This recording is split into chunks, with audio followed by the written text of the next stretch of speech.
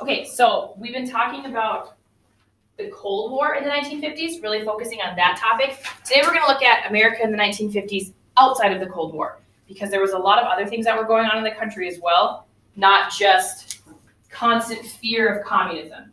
So what I'm giving you guys today is a worksheet that goes along with these notes, just to help you. The goal for this is to help synthesize, to review, to summarize what we're talking about in notes, and then also for those of you who don't take notes, to have something to refer back to as you are preparing and studying for your test this Friday. Are we still going to get like a review sheet for the test? Yes, that'll be posted by the end of the day today. There are going to be essays on the test. If there's ever an essay, I always give you the prompt beforehand. Okay. So if you haven't received a prompt, the answer is no. Okay, so this is going to be kind of a long jaunt through this PowerPoint. That's why I gave the worksheet to kind of break it up. We're not going to finish this today. We will finish tomorrow after reading, so just be aware of that. Okay, but this is chapter 27, sections 1 through 3 that I summarized on here. So we're combining 26 and 27 for this chapter, okay? So we're looking at readjustment and recovery. Again, think back to the time period. We're in the early 1950s, late 1940s, post-World War II. How does the country readjust and recover after the war? Well, one of the huge things that impacts life at this time is the GI Bill, something that we talked about after World War I. But if you remember, the goal of the GI Bill was to try to help provide for veterans to readjust to society. And so millions of veterans took advantage of the GI Bill over the course of the two world wars. They used the GI Bill for things like college tuition, so they could go back to school and get their degrees. They used funding from the GI Bill to get homes or farms, to get mortgages on that. Many of them used the benefits of the GI Bill to start their own businesses. So the GI Bill has a huge impact on life for veterans as they're readjusting to civilian life.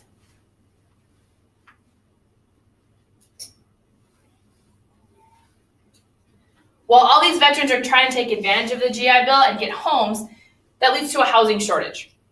There's just not enough homes that are available for all of these vets who want to buy them. Think about all these 18, 19-year-old kids went off to war, and now they're back. They want to start their lives. There's not enough homes for all these people. Many of them are living in cramped apartments in cities, and so this leads to the creation of the suburb. A suburb, hopefully you guys all know, is a city or a smaller town outside of a main city. So like when you go to Minneapolis, you pass through all the suburbs before you can get to the actual downtown area. So the idea behind the suburb was we're going to mass produce these cookie cutter houses. We've talked a lot about prefabrication. We've talked a lot about assembly lines and factories. It was that philosophy that was applied to the suburbs. Of let's mass produce this home so it's all going to look the same, but we can do it quickly. Some companies boasted they could build a house in under 20 minutes, but it was a way to get a lot of houses up fast so that these people, there's this huge demand. If you're a construction company and there's this huge demand for housing, you want to satisfy that demand so you can make money. And so we see all of a sudden these suburbs popping up outside of cities, providing homes for people to live in. Pay attention to this suburban movement because we're going to come back to it and talk about it because it impacts other parts of American life as well. Another feature of the post-World War II American life were marital issues. When we talked about World War II, we talked about how there was a jump in the rate of marriages as people were rushing to get married before men were deployed. Now that they're back, some of these marriages don't quite work out. And there's a number of reasons. Not just saying that, well, they rushed into getting married and now they have to live together and now it's not going to work out. There's a lot of other factors, right? So with all the men gone, many of the women had gotten jobs outside of the home. They had this, newfound independence where they were the breadwinners. They were making money. They were making decisions for their family. And now their husbands come home and they want them to go back to, being the stay-at-home mom, only focusing on the house. And a lot of women didn't want to do that. They were reluctant to give up this newfound independence that they had. So combining some of these issues, we see a rise in divorces of the wartime marriages. More than 1 million of these war marriages end in divorce by the year 1950. So yes, there was a spike in marriages before the war started, but not all of these marriages were successful. I don't want to give you guys the impression that every single wartime marriage ended in divorce. That's, of course, not the case at all. Many of these marriages were very successful. They were married for many, many years. But there was a spike in the divorce rate in the country by around the year 1950. So that's another thing that we're seeing as a feature of social life in America. You also have to factor in, too, these people who are coming back from combat, they just lived through a war. There's a lot of things that come with coming back from a war. We're going to have a Vietnam vet come and speak to us in a few weeks, and he's going to talk about some of the issues he had of readjusting to civilian life after fighting in active combat.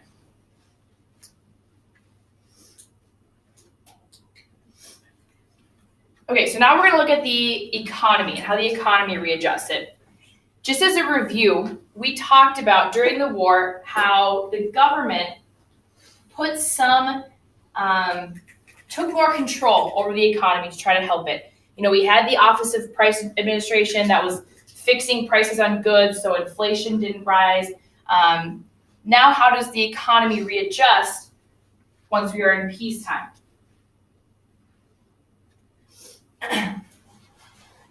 There is a spike in unemployment after World War II. We talked a lot about how World War II was the event that really ends up ending the Great Depression because of all the jobs that were available in the defense industries. Well, now that we're in peacetime, a lot of these jobs are going away. So many defense workers are laid off. Combine that with these veterans who are coming back from war and are also looking for jobs. At its peak, the unemployment rate was 3 million people that were looking for work. So when we looked at, during the war years, the unemployment rate was like 1.3% or something like that. It spikes after World War II because you have the combination of laid off defense workers and veterans who are returning home and looking for jobs. And there's just not enough jobs for everybody, that just mass influx into the economy. So unemployment becomes an issue right after the war. So I mentioned the OPA and their price controls. These end in 1946. So that they would have said, okay, so the price of a bushel of grain can top out at $2. It can't go any higher than that. That's what the OPA was doing during the war. Well, now we're in peacetime. We're going to stop this. We are a capitalist country. We're going to let the market ebb and flow as a capitalist market does. When this happens, the prices skyrocketed.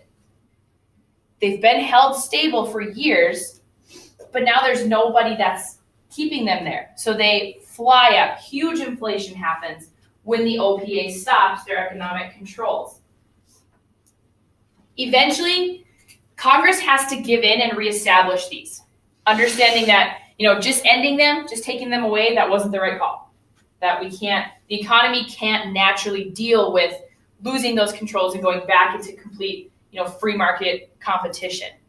So Congress decides we're going to reestablish some of these to try to help deal with this rapid inflation that's plaguing the country. So even though we're in peacetime right now, we still have the government controlling some aspects of the economy to help with this readjustment period from wartime to peace.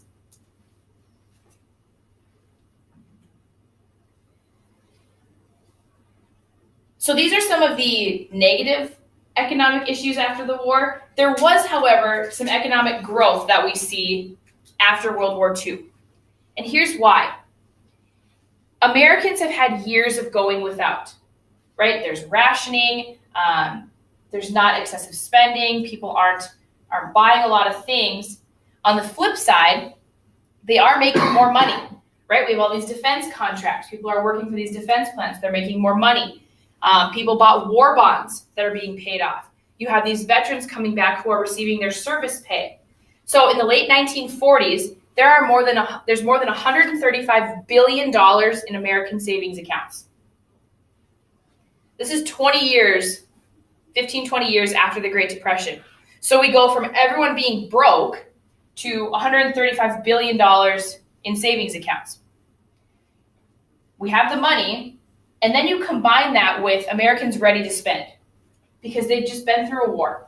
They've been through a dark time for the country. It's not fun living through war. Plus, like I said, goods were rationed. They didn't get to, there was not a success of spending. So this was a perfect storm for the consumer. So a lot of money is being spent in the economy by the American people. I mentioned that the defense workers were laid off. However, the defense budget wasn't completely canceled because of the Cold War. The Cold War did contribute to the economic growth of this country because you still have defense spending. It costs money to create an H-bomb, like Jaden and Chris talked about. It costs money to do that. It costs money to train your military to be prepared for nuclear war. So there is still this defense spending that's happening. And then we also have the Marshall Plan. What's the Marshall Plan?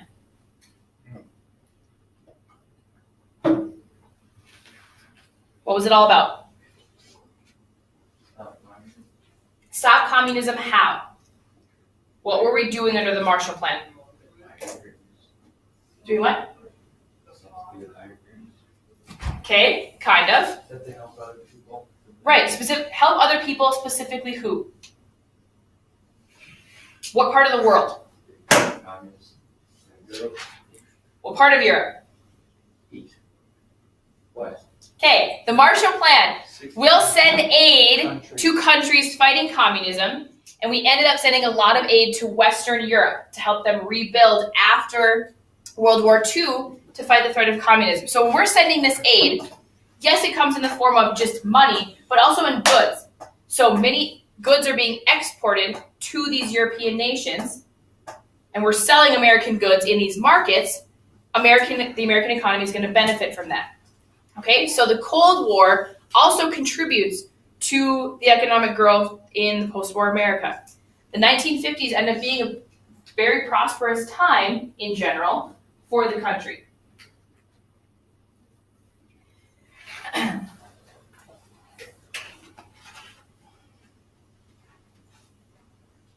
When you look at the 1950s, this is kind of a lot of people look at it as the golden age of America. The kind of leave it to Beaver, white picket fence and strong nuclear family and everything is great and we have this post-war boom going on. That's not necessarily the case for everyone. We do see some economic challenges coming about this time. We do see some social unrest.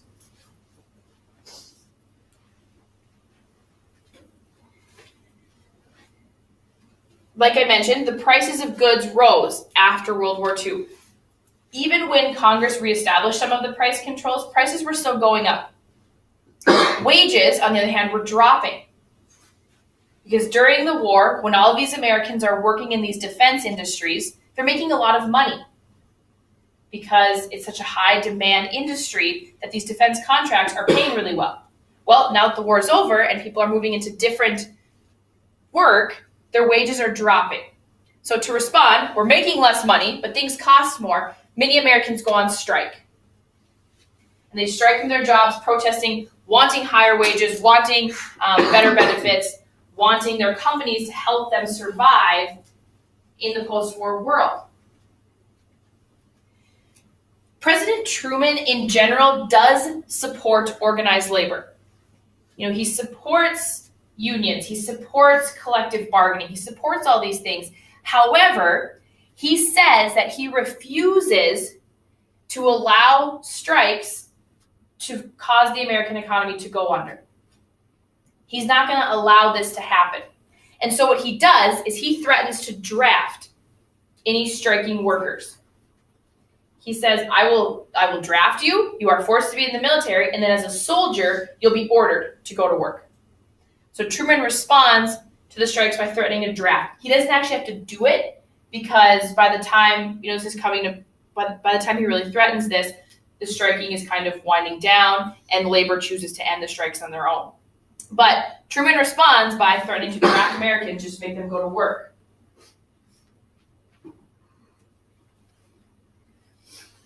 Okay, so combine the rising inflation and the strikes.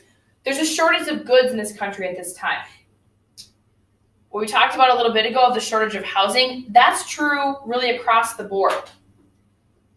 Demand is way outweighing supply in most areas.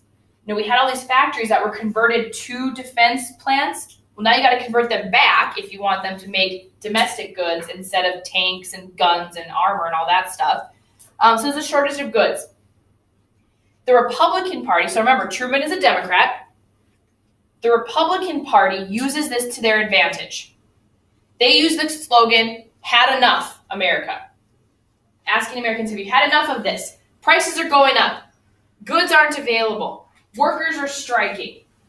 Have we had enough of this Democratic administration? That's the Republican slogan going into the midterm elections.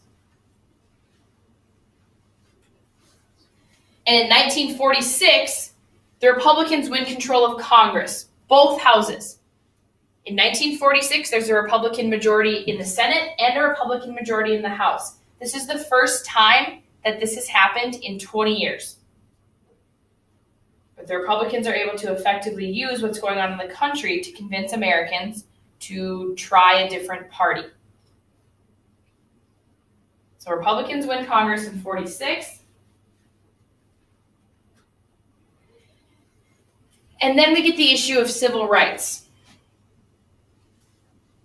So civil rights have always been an issue since the time of slavery, and before that, Americans working first as abolitionists and then working to try to get equal rights for African Americans. We talked about the Harlem Renaissance and the different movements that happened there.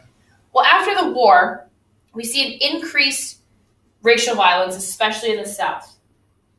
Many African Americans, especially veterans, really start demanding civil rights. You have these veterans who come back from war and they say, okay, I just spent 2, 3, 4 years fighting for this country, putting my life on the line for this country. It's ridiculous that I come home and I'm treated like a second-class citizen. I got shot at. I could have died just as easily as a white soldier. And so many African Americans use this in their argument for civil rights. President Truman supported civil rights. He put his presidency on the line for it. He didn't ignore the issue. He didn't hope it would go away. He said that he dreamed of a country where a human being was treated like a human being. He was very supportive of this. The problem was Congress did not. Congress was not ready to enact any civil rights legislation. Truman asked for it. Truman asked for civil rights bill. Truman asked for the armed forces to be integrated, and Congress was not on board. So he goes around Congress and he issued an executive order. Truman's executive order integrated the armed forces. Remember, according to the Constitution, the president is the commander-in-chief of the armed forces. He can legally issue an executive order ordering the troops to be integrated. Many of the troops that fought in World War II were segregated. We talked about this. There were African American troops. There were Mexican American troops. Oftentimes these men fought in segregated units.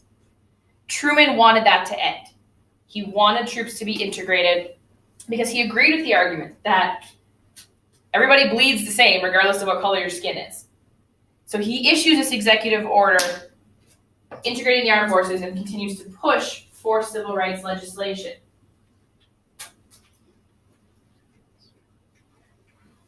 So this gets us to the 1948 presidential election. Despite all of this stuff, the Democrats choose to nominate Truman for re-election. Remember, he still can be re-elected because he's only been elected once because he took over after FDR died. So he can still be re-elected. The problem is the Democratic Party gets divided because a group of people known as the Dixiecrats in the South don't support Truman because of his view on civil rights. So the Dixiecrats are white Southern Democrats who want a different candidate to be elected because they don't support President Truman because of his work to promote civil rights in the country. So the Dixiecrats, they nominated a separate candidate, a separate Democratic candidate, in protest of the steps that Truman had taken.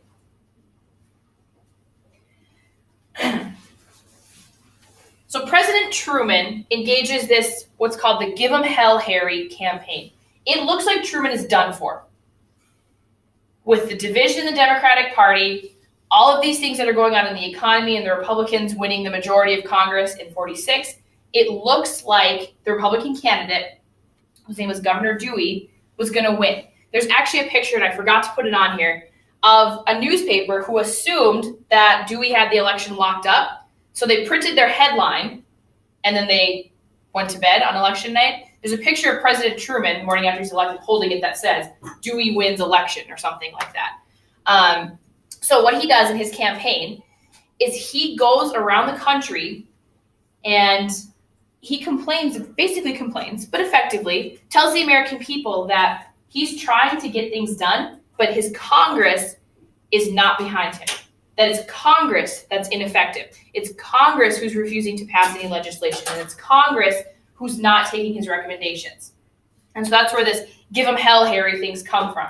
Because, people are listening to this and they're saying, go back to Washington, give them hell, get things done, get things accomplished. And this is very effective. He rides on the back of trains and just stops throughout the country and really rallies support. And this helps him to win re-election in 1948. So even with the economic challenges and the social unrest, President Truman is re-elected to the presidency, and the Democrats keep control of the White House.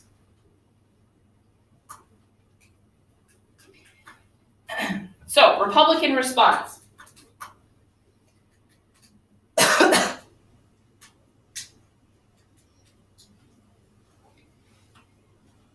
Even though Truman is reelected, by 1951, his approval rating plummets. In 1951, his approval rating is only 23%. That is an abysmal approval rating. So that's basically saying if you had 100 Americans, only 23 of them would say, yeah, I approve of the job the president's doing. This happened because we've got the stalemate going on in Korea. We talked about Korea last week and how we pretty much fought for 3 years to end up with in the same place where we started. So the stalemate in Korea doesn't look good. You've got McCarthyism starting up. So with Joe McCarthy making all of his accusations, people are starting to doubt the federal government. If you've got members of Congress saying that the communists have infiltrated the government and they're taking over, well, maybe they have. So this starts to really affect Truman's approval rating, and it drops to only 23%.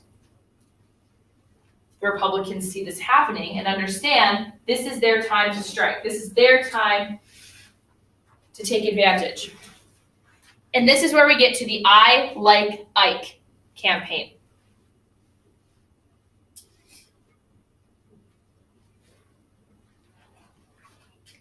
Ike is the nickname of General Dwight D. Eisenhower. Remember him from World War II. Hero of Operation Torch. Leader of the Allied forces in the European theater. Very, very popular war hero.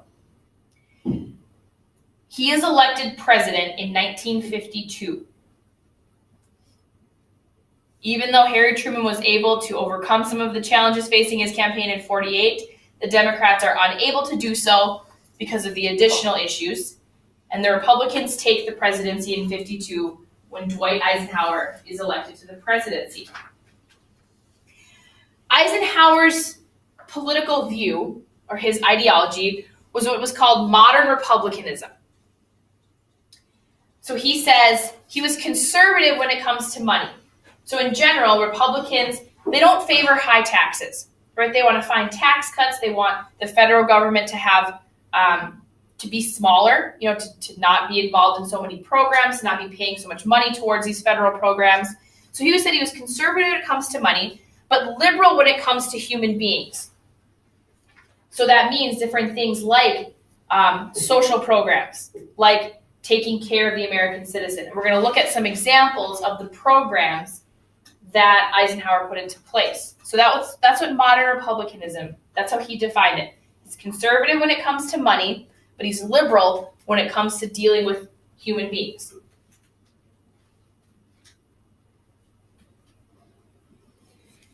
He didn't really take a position on the civil rights issue. Because, so 52, it's still boiling up. There's a lot that happens in the country in the 50s with civil rights.